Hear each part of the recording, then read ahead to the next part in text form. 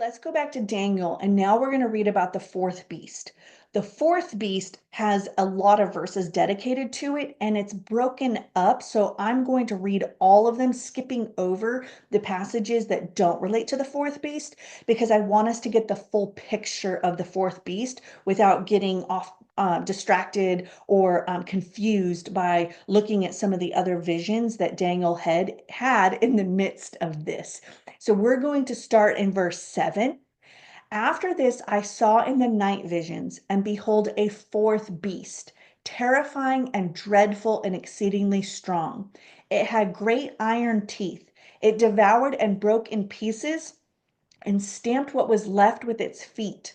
So, because it has iron teeth, that's why I said the preterists like to propose that the fourth beast was Rome, because we know from Nebuchadnezzar's vision that the legs of iron were Rome. However, just like in Nebuchadnezzar's vision, there were feet that was iron mixed with clay, which is the Holy Roman Empire, and then there were toes that extended off of it. So just because it has iron in it doesn't mean it's Rome, but instead there are elements of Rome in it or about it. And so we'll talk about that as we continue to look through the description of the beast. But just know that's one reason why preterists will say, "Oh, this has already happened. This is already done." And here's the evidence that the fourth beast is Rome, because it's once again talking about iron. But we know iron can mean more than that. It also doesn't necessarily mean it equates to to Rome just because its teeth were made out of iron. So that's something to kind of think about for sure. Okay, so picking up where I left off, it was different from all the beasts that were before it, and it had 10 horns. I considered the horns, and behold, there came up among them another horn, a little one, before which three of the first horns were plucked up by the roots. And behold, in this horn were eyes like the eyes of a man, and a mouth speaking great things. So skipping down to verse 11. I looked then because of the sound of the great words that the horn was speaking, and as I looked, the beast was killed, and its body destroyed and given over to be burned with fire. As for the rest of the beasts, their dominion was taken away, but their lives were prolonged for a season and a time. So this is what I was referencing before, and the reason why I believe the first three beasts represent nations that still exist today, because when I read in verse 11 about the destruction of the beast, to me it sounds exactly like Revelation 19:20, which says, "And the beast was captured, and with it the false prophet, who in its presence had done the signs by which he deceived those who had received the mark of the beast and those who worshipped its image. These two were thrown alive into the lake of fire that burns with sulfur." So its body destroyed and given over to be burned with fire. Well, that's what happens in Revelation 19 to the beast of the end times. So I believe the fourth beast in Daniel's vision is the same as the beast in Revelation. And if that's the case, then the rest of the beasts, the other three beasts, their dominion was taken away, but their lives were prolonged. So those nations still exist at the time that the fourth beast not only rises to power, but also gets destroyed. Jumping down to verse 19, then I desired to know the truth about the fourth beast, which was different from all the rest, exceedingly terrifying, with its teeth of iron and claws of bronze, which right there again, so it has teeth of iron, but then has claws of bronze, right? So bronze would have been grease. So I'm not sure that these two metals necessarily correspond to Nebuchadnezzar's dream. But anyway, which devoured and broke in pieces and stamped what was left with its feet. And about the 10 horns that were on its head, and the other horn that came up, and before which three of them fell, the horn that had eyes and a mouth that spoke great things, and that seemed greater than its companions. Okay, so he's seeing 10 horns, but in the midst, an 11th horn comes up. And even though it's a little horn, one, it uproots three of the original horns, and it speaks these great blasphemous things against God, and it seems like it has more power than the other 10 horns. So it says, as I looked, verse 21, as I looked, this horn made war with the saints and prevailed over them. Until when? Until the Ancient of Days came and judgment was given for the saints of the Most High, and the time came when the saints possessed the kingdom. Okay, that hasn't happened yet. Yes, Jesus came in his first coming, but judgment was not given for the saints at the time of his first coming. Judgment is reserved for his second coming. And the kingdom is in heaven, and we bring it to earth through the connection we have with the Holy Spirit dwelling inside of us, but also by being his hands and feet, being his representatives, right? Think about the Lord's Prayer, thy will be done on earth as it is in heaven, your kingdom come, right? Your will be done. We're supposed to be bringing the kingdom into the earth. We're supposed to be representing the kingdom of heaven. But it is not until after Jesus comes back that his kingdom is established on the earth and we get to actually possess it. Okay, so that's why I have these references to Revelation 6, 9 through 11 and Revelation 20, verse 4. Specifically, Revelation 20, verse 4 is where it says that's when judgment happens. So this hasn't happened yet. So the little horn, okay, that 11th little horn, it is going to make war with the saints. It is going to prevail until Jesus comes back and judgment happens. So continue on with verse 23. Thus he said, this is the angel talking to him. As for the fourth beast, there shall be a fourth kingdom on earth. So the beast is a kingdom, but it'll be different from all the kingdoms, and it shall devour the whole earth and trample it down and break it to pieces. So again, same note as last time when it says devour the whole earth. I'm not sure if it means the literal whole earth as we know it today, or if it is speaking to the whole known world, like what they considered the earth in biblical times, which would be like Europe and Asia Minor and the Middle East and North Africa. So I'm not sure how far the beast kingdom and its reign will be. It could very well cover the whole earth. I don't know, but it could also be limited to that portion of the world. Now, as for the 10 horns that's on this kingdom's head, right? This kingdom is the beast, as 10 horns. Out of this, 10 kings shall arise. So the horns on the beast is a kingdom, and the 10 horns on it are 10 kings. And then it says, and another shall arise after them.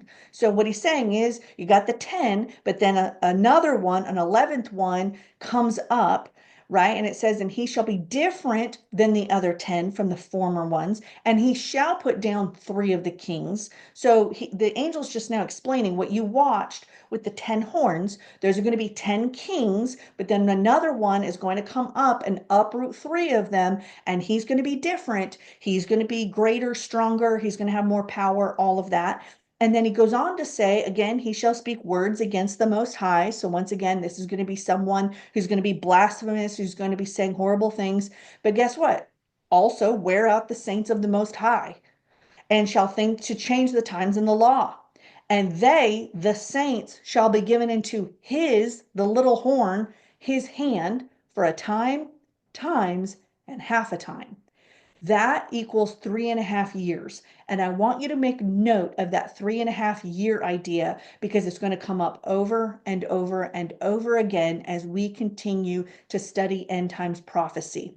And at the end of this lesson, I am going to talk about Daniel's final week in Daniel chapter 9, so that we can start to actually build out a potential timeline for the last 7 years leading up to Christ's return. But it says right here, that little horn that rises up, we refer to it as the Antichrist, the final Nimrod. Okay, so there's going to be this beast, a kingdom, and the kingdom's going to have these 10 kings. Well, that corresponds to the 10 toes from Daniel 2. So same thing, 10 toes were 10 kings in the end of days. Well, the 10 horns are 10 kings in the end of days. So this beast kingdom is somehow going to have 10 nations that are a part of it. Now, again, I don't know if it's a literal 10 or a figurative 10, but among those, you're going to have an 11th rise up. That's going to be the final Nimrod, the Antichrist. In his ascension to power, he's going to uproot 3 of those 10. So kind of watching for that. But then it says he's going to say blasphemous things against God, and he's going to make war on the saints and prevail against them. He's going to wear the saints out. The saints are going to be given into his hand for 3.5 years. So as I've already said, the fourth beast is an end time world government. It is not Rome. Okay, these are not events that have already happened. But we did see in Daniel 2 that the legs of iron were the Roman Empire, followed by the feet of iron mixed with clay, which was the Holy Roman Empire, followed by 10 toes that extend off the feet that have the same mixture. So the core of it is going to be the Holy Roman Empire revived, which we talked about means the European Union. Okay, so if we're looking at this saying, okay, like we're now tracking, right? All of this it's matching both Nebuchadnezzar's vision in Daniel 2, as well as the beast that Daniel is seeing in Daniel 7. And the 10 toes are the same as the 10 horns. They're 10 kings, okay, that are 10 nations. They're going to come out of the European Union. That's the fourth beast. The fourth beast is going to follow. It's going to come out of. The nations are going to come out of the European Union, because if the fourth head of the leopard is right now, that's the European Union. Then the fourth beast is going to be the end time one world government. But the 10 kings are going to come out of the European Union. So the 10 kings will be forming a separate government. Now, is that the United Nations? Possibly. Okay, so think about that.